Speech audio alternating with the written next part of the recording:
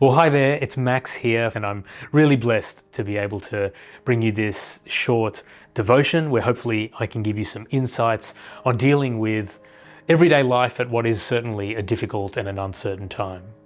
Marjorie Milne was an old mystic from Glastonbury in the United Kingdom. Not many people have heard of her, but she wrote some beautiful reflections and devotions. And in one of them, she has this astonishing and enchanting line where she says to God to make her a chalice of joy. She's writing to God and she says, "Make me, Lord, a chalice of joy." And a chalice, of course, is a cup or a goblet.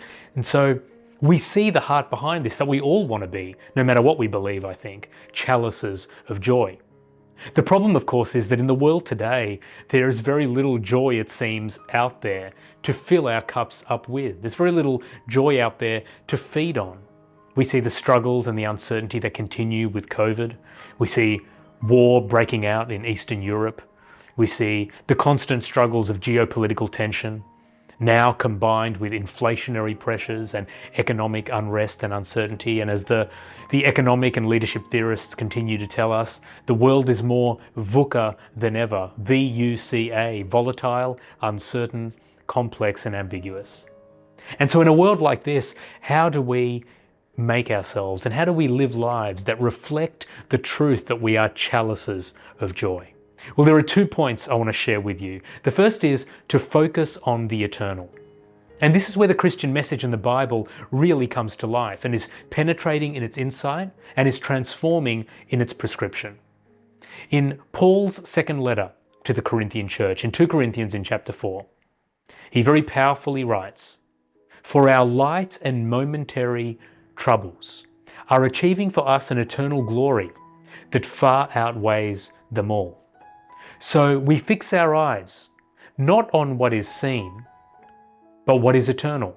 For what is seen is temporary, but what is unseen is eternal." And here we see a powerful insight from Paul. What he's saying is, in the midst of the uncertainty, the first thing we've got to do is focus on the eternal. When you focus on the temporary, it's easy to be discouraged. It's easy to become downtrodden. And after 2.5 years of a global pandemic combined with all of these other uncertainties, one of the words that keeps coming back that we see to describe the psychological, mental, economic, and financial impacts of all of these momentary troubles is the word languishing. And languishing has this connotation of just kind of dangling, struggling to make progress, the inability to succeed or to advance or to progress. And it seems like for some of us, we'd be forgiven for feeling like we are languishing. But Paul is saying in the midst of that, the reason you're languishing is because you're focusing on the temporary and the temporal. He says focus on the eternal. Focus on the unseen things. Focus on God. Focus on the beautiful promises of God. So that's the first thing, focus on the eternal. Secondly, live in the temporal. So while we focus on the eternal, we need to bring the eternal truths, the eternal ideals of God into our temporary lives. The world, interestingly, does the opposite. The world tries to eternalize the temporal. It looks at the things in the world, whether it's sex or money or war or injustice or power imbalances or inequality or pain or suffering. Realities, yes, but it tries to make them ultimate things. It tries to eternalize the temporal. We are called to temporalize the eternal. But how do we do that? How do we bring heavenly joy into earthly suffering? How do we bring divine perfection into human imperfection? But we do it in and through the person of Jesus Christ. Because Jesus Christ is the perfect example, the perfect embodiment and the perfect demonstration of the eternal becoming temporal, of heavenly joy coming down to deal with earthly suffering, of divine perfection coming down to meet with and live with human imperfection, of perfect heavenly love coming down to deal with broken earthly hatred. And so we see that it's only in and through Jesus that we can bring these two things together, that we can focus on the eternal but also live in the temporal. Because Jesus Christ, the eternal being, the Son of God, came to be temporary with us just for a time.